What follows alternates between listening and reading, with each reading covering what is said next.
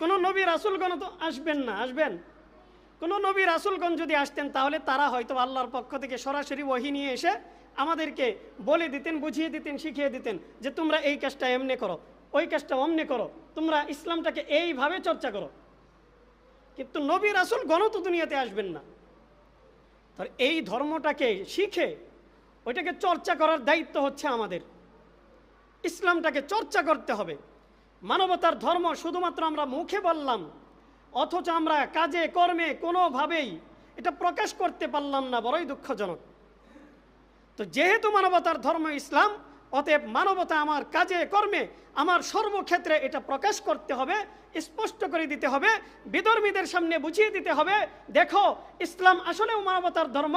এই ধর্মের মধ্যে যারাই আসে, যাদের প্রবেশ এই ইসলাম ধর্মের মধ্যে ঘটে, তারাই সোনার মানুষে পরিণত হয়ে যায়।